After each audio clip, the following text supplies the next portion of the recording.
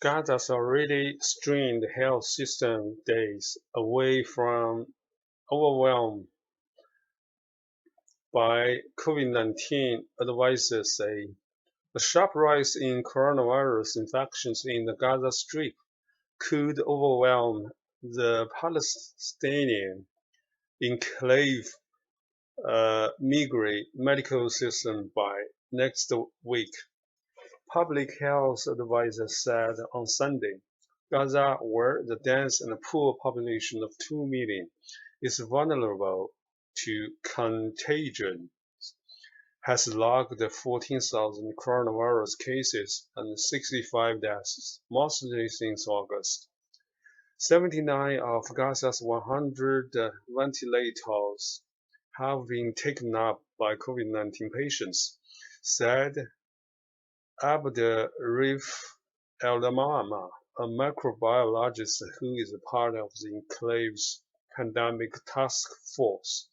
In 10 days, the health system will become unable to absorb such a hike in cases, and there might be cases that will not find a place at intensive care units, he said, adding that the current 0.05% mortality rate among COVID-19 patients could rise. Gaza's Islamists Hamas rulers have so far imposed one lockdown, a long-standing Israeli blockade, which is supported by neighboring Egypt, has crippled the Gazan economy and undermined its public health apparatus.